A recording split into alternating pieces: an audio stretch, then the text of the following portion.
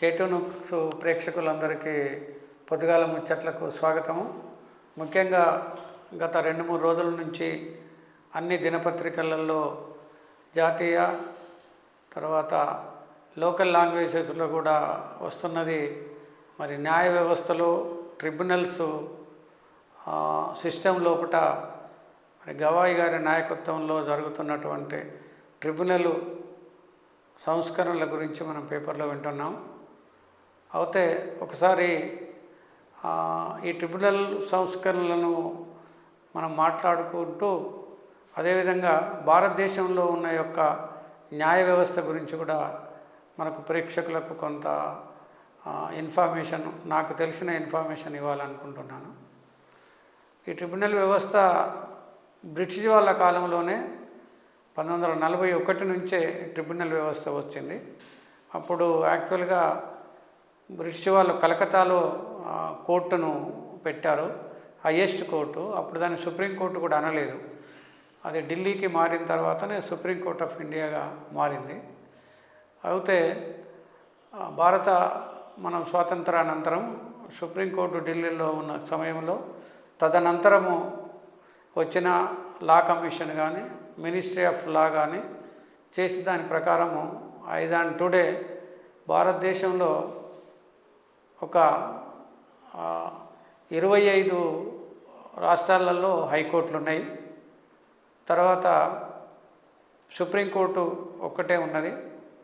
అదేవిధంగా టోటల్గా న్యాయ వ్యవస్థను చూసుకున్నట్టయితే దాదాపు సుప్రీంకోర్టు కావచ్చు, ఈ 25 హైకోర్టులే కాకుండా కింద జిల్లాలలో తాలూకాలలో ఈ సెషన్ కోర్టులు, మున్సిపల్ కోర్టులు, సివిల్, క్రిమినల్ కోర్టులు అన్నీ కలుపుకుంటే దాదాపుగా 15,000 కోర్టులు ఉన్నటువంటిది ఇన్ఫర్మేషన్. ఇది కూడా దాదాపు ఒక 5 సంవత్సరాల కింద ఉన్నటువంటి ఇన్ఫర్మేషనే చెప్తున్నాను. లేటెస్ట్గా ఇంకా ఒక 20-30 కోర్టులు లోకల్ కోర్టులు అన్నీ కూడా వస్తే ఇది సబ్జెక్ట్ టు ది కరెక్షన్.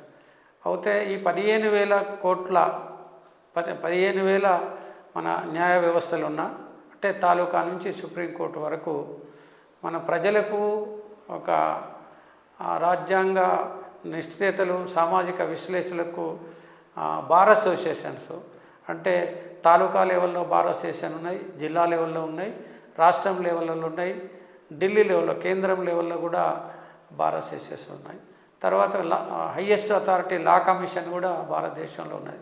వీళ్ళు చెప్పే లెక్కల ప్రకారము, గైడ్లైన్స్ ప్రకారము మనము చూసుకున్నట్టయితే మరి కింది కోర్టులలో, తాలూకా కోర్టులలో, సివిల్ దావాలలో 2 నెలల్లో మన అనుకున్న గైడ్లైన్స్ ప్రకారము 2 నెలల్లో తీర్పులు రావాలి. క్రిమినల్ కేసులు అయితే 4 నెలల్లో రావాలి. అదే సెషన్ కోర్టులకు వెళ్ళినట్టయితే 6 నెలల నుంచి హయ్యెస్ట్ 2 ఇయర్స్ లోపల అన్ని తీర్పులు రావాల్సిన అవసరం ఉన్నదని మన భారతదేశంలో ఉన్న న్యాయ వ్యవస్థలో ఉన్న గైడ్లైన్సే ఇది ఉంది. కానీ ఇప్పుడు ప్రాక్టికల్గా జరిగేది ఏంటంటే అన్ని రిపోర్ట్లు లా కమిషన్ కానీ లేకపోతే మినిస్ట్రీ ఆఫ్ లా నుంచి కూడా వచ్చిన రిపోర్ట్ల ప్రకారం అయితే ప్రాక్టికల్గా మనం ఒక సెషన్ కోర్టులకు వెళితే ఒక దాదాపు 7 నుంచి 8 సంవత్సరాల టైం పడుతుంది. ఎందుకంటే మ్యాన్ పవర్ లేదని చెప్తున్నారు. ఇంటర్నేషనల్ లెవెల్లో పోల్చుకున్నట్టయితే ప్రతి 10 లక్షలకు దాదాపు 50 మంది న్యాయమూర్తులు కావాలన్నటువంటి లెక్కలు ఉన్నాయి. ఇది ఇంటర్నేషనల్ లెక్కలు. కానీ భారతదేశంలో 20 కంటే తక్కువనే అని చెప్తున్నారు. కాబట్టి 50 మంది చేసే పనిని 20 మంది ఎలా చేయగలుగుతారు?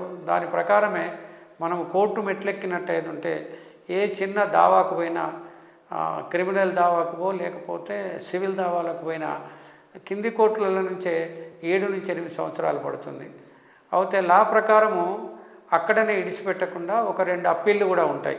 సెషన్ కోర్టు అప్పీలు కావచ్చు, హైకోర్టు అప్పీళ్ళు, సుప్రీంకోర్టు అప్పీళ్ళు తీసుకున్నట్టయితే ఆవరేజ్ లెక్కలు తీస్తే ప్రభుత్వమే చెప్తుంది 20 నుంచి 30 సంవత్సరాలు పడుతుంది ఒక కేసు పూర్తిగా న్యాయం జరగటానికి.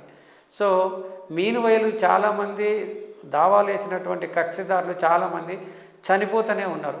కాబట్టి ప్రభుత్వం దీన్ని పట్టించుకోకపోయినట్టు ఏదంటే సత్వర న్యాయం అనేటువంటిది భారతీయ పౌరులకు ఒక ఎండమావి అని ఒక పడాల రామరెడ్డి గారు ఒక పెద్ద భారత రాజ్యాంగాన్ని రాసినటువంటి నిష్ణాతులు వాళ్ళ యొక్క ఉపోద్ఘాతంలో మెన్షన్ చేశారు. భారతదేశంలో సత్వర న్యాయం అనేటువంటిది ఎండమావి.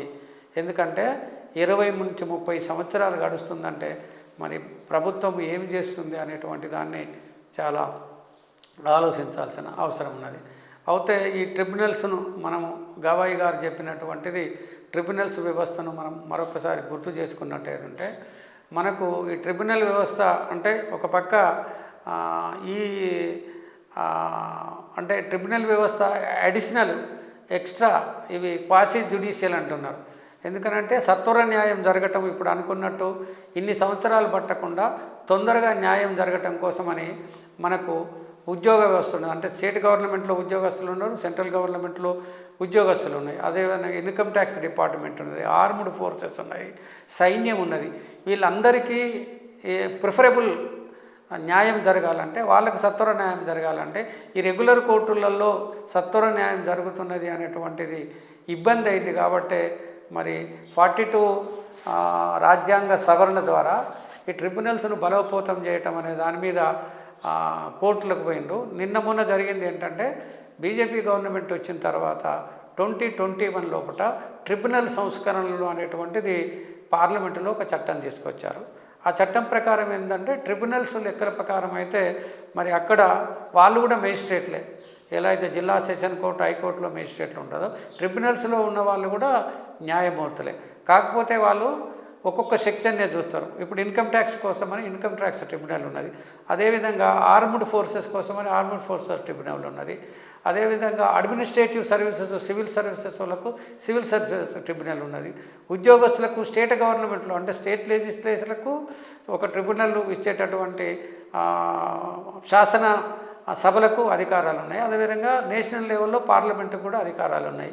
21లో జరిగినది ఏంటంటే ఒక ఎంపీ గారు ఈ సవరణలలో పార్లమెంటు చట్టం చేసి 2021లో బీజేపీ ప్రభుత్వం ఏం చేసిందంటే దాన్ని 4 సంవత్సరాలకే కుదించే ప్రయత్నించి తర్వాత వాళ్ళ జీతభత్యాల విషయంలో సర్వీస్ మ్యాటర్స్ విషయంలో ఒకటి కూడా దాన్ని కుదించటం మూలంగా ఇప్పుడున్నటువంటి బార్ అసోసియేషన్ సభ్యులు కానీ అక్కడ చైర్మన్లు కానీ అందులో ఉన్న ట్రిబ్యునల్స్లో ఉన్న ఉద్యోగస్తులందరూ సుప్రీంకోర్టు మెట్లెక్కారు. అదే గవాయి గారి కేసులో ఉన్నది. ఆయన సొలిసిటర్ జనరల్ తుషార్ మెహతాను ఆయన అసలు దాదాపు చాలా రోజుల నుంచి 2021లో ఉన్న ట్రిబ్యునల్ కేసును వాళ్ళు పెండింగ్ పెడుతూ విపరీతమైనటువంటి వాయిదాలు ఆడుకుంటూ వస్తున్నారు. మొన్న జరిగింది ఏంటంటే ఆఖరుకు ఆయన అటెండ్ కాకుండా సొలిసిటర్ జనరల్ను అటెండ్ కామన్నారు. అంటే హయ్యెస్ట్ అథారిటీ కాకుండా ఆయన సబార్డినేట్ను అంటే గవాయి గారి బెంచ్కి రావటమే కాకుండా వాళ్ళు ఏమంటున్నారనంటే గవాయి గారు ఇండైరెక్ట్గా ఈ సంస్కరణలకు కొంత వ్యతిరేకంగా ఉన్నాడనే దాని మీద వాళ్ళు సుప్రీంకోర్టులో 2 జీతాల భత్యాలది తగ్గింపు తర్వాత 4 సంవత్సరాలకు కుదిస్తూ వాళ్ళు ఈ నిర్ణయాలు తీసుకున్నారు. తర్వాత వయసు నిర్ణయాలు కూడా తీసుకున్నారు. 50 years మినిమం ఉంటేనే ట్రిబ్యునల్లో మినిమం క్వాలిఫికేషన్ ఉండాలనేటువంటి, తర్వాత చైర్మన్కి అయితే 70 years వరకు ఉండాలి, మిగతా సభ్యులందరికీ కూడా 67 years ఉండాలనేటువంటిది ఒకటి తీసుకొచ్చి పెట్టిండ్రు. దీన్ని బార్ అసోసియేషన్స్ కావచ్చు, కొందరు న్యాయమూర్తులు కావచ్చు, లా కమిషన్ కూడా కొంత వ్యతిరేకిస్తూ దాని మీద వచ్చే దాంట్లో ప్రభుత్వం ఎప్పుడు అంటే సొలిసిటర్ జనరల్ వీళ్ళు ప్రభుత్వ న్యాయవాదులు రిప్రజెంటేషన్ చేసేటంటే ప్రభుత్వం చేత నామినేట్ అయిన సభ్యులు కాబట్టి ఇప్పుడు బీజేపీకి అంటే పార్లమెంట్లో ఉంటే ఇప్పుడున్నంటే ప్రభుత్వానికి అంటే ఇండైరెక్ట్గా రాజకీయ పార్టీలకు ఫేవర్లో ఉండేటట్టు చెప్తారు. కాబట్టి గవాయి గారు చెప్పేది ఏంటంటే అసలు దీన్ని పోస్ట్పోన్ చేసుకుంటూ పోతున్నారు. ఎందుకు పోస్ట్పోన్ చేస్తున్నారు అంటే నా రిటైర్మెంట్ దగ్గరికి 24 వరకు పోస్ట్పోన్ అంటే సొలిసిటర్ జనరల్ అడిగాడు. ఎందుకనంటే దీన్ని ఎంతకాలం పోస్ట్పోన్ చేస్తారు మీరు? రేపు ఆయన సోమవారం నాడే దీన్ని వాయిదా, ఇప్పటికే మేము చాలాసార్లు మీ వాదనలు విన్నాం, తొందరగా ఇవాళ రేపు శనివారం నాడు ఈ వాదనలు ముగిస్తే మేము శని ఆదివారాలు సోమవారం నాడు మేము దాన్ని ఆలోచించి తీర్పు ఇవ్వాలంటే మొత్తము వాదనలు ఇంటూ ప్రతి పదాన్ని కూడా చూడాలి. కాబట్టి దాన్ని వినటం కోసం టైం చేస్తూ, అంటే ఇండైరెక్ట్గా ప్రభుత్వం తన వాదనను నెగ్గించుకోవటం కోసమని ఇది పోస్ట్పోన్మెంట్ అడుగుతున్నారు. పోస్ట్పోన్మెంట్ అంటే 24వ తారీఖు నుంచి గవాయి గారు రిటైర్ అయ్యి కొత్త ఆయన చీఫ్ జస్టిస్గా రాబోతున్నారు. సో బహుశా ఆ కొత్త చీఫ్ జస్టిస్ ప్రభుత్వానికి అనుకూలంగా తీర్పిస్తారేమో అనే ఉద్దేశం కొద్దీ వీళ్ళు మనం అనుకునేది ఏంటంటే ఇది గవాయి గారి యొక్క తీర్పు ప్రభుత్వానికి వ్యతిరేకంగా వస్తుందేమో, ఈ 2021లో ఉన్నటువంటి ట్రిబ్యునల్ సంస్కరణలకు వ్యతిరేకంగా వస్తుందేమో అనే అభిప్రాయంతో పోస్ట్పోన్మెంట్ అడుగుతున్నారని మనము విశ్లేషించుకోవాల్సిన అవసరం ఉన్నది.